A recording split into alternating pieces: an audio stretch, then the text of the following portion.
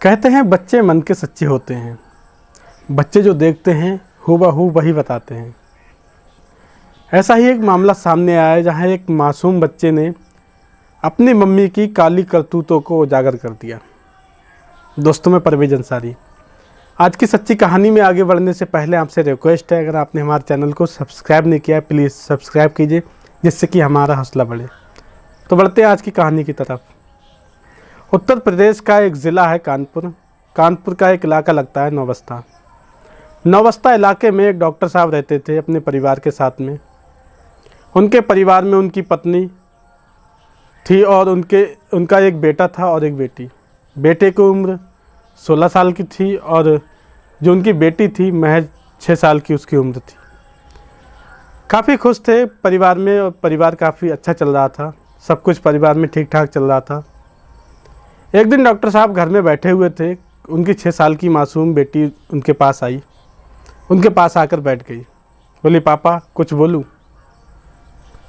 कहने लगे, ठीक है बेटी बताओ। क्योंकि अक्सर छोटे बच्चों की डिमांड रहती है चीज़ के लिए, कहीं किसी चीज़ के लिए छोटी छोटी डिमांडें होती हैं। तो उन्होंने सोचा हो सकता है किसी चीज़ के लिए बेटी कहती हो। तो उन्होंने बड़े ही प्यार से पूछा, बेटी बताओ क्या है? तो कहती, पापा जब आप चले जाते हैं तो घर में एक अंकल आते हैं और वो अंकल कमरे में जाते हैं, तभी मम्मी उनके साथ कमरे में जाती हैं और बेड पर लेट जाती हैं। और मैं जब उस कमरे में जाती हूँ तो अंकल मुझे किस करते हैं और मुझे डांटते हैं। कहते हैं कि अगर तुमने किसी से कुछ कहा तो तुम्हें मैं जान से मार दूंगा।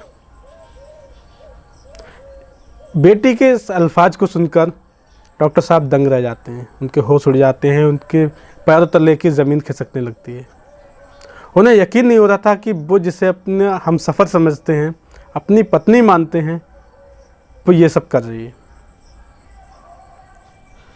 उन्हें कुछ शक होता है तो वो धीरे धीरे सबूत इकट्ठा करने लगते हैं।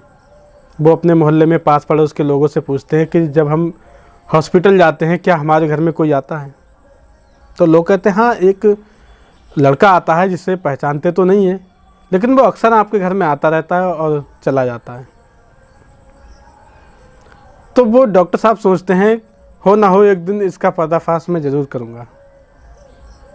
एक दिन डॉक्टर साहब घर से जाते हैं तो उनकी पत्नी को लगता है डॉक्टर साहब हर रोज़ की तरह आज भी हॉस्पिटल गए हुए हैं।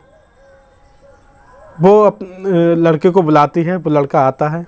तभी वो महिला और वो लड़का कमरे में चले जाते हैं कि अचानक कुछ देर बाद डॉक्टर साहब आ जाते हैं और वो कमरे की तरफ जब बढ़ते हैं उनके होश उड़ जाते हैं।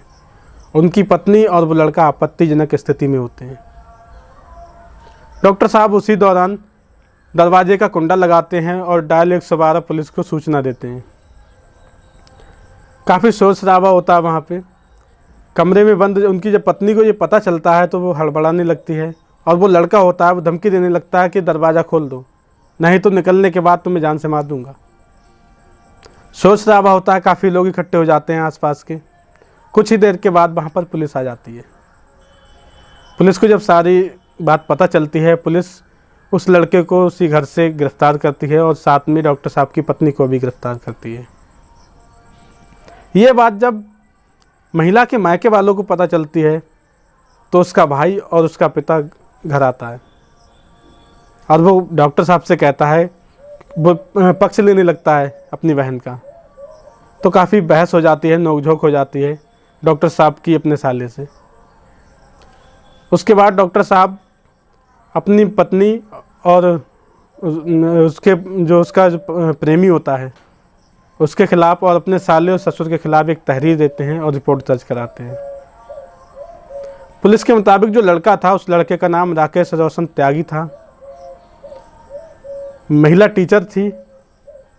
महिला का उस लड़के से स्कूल में मुलाकात होती है।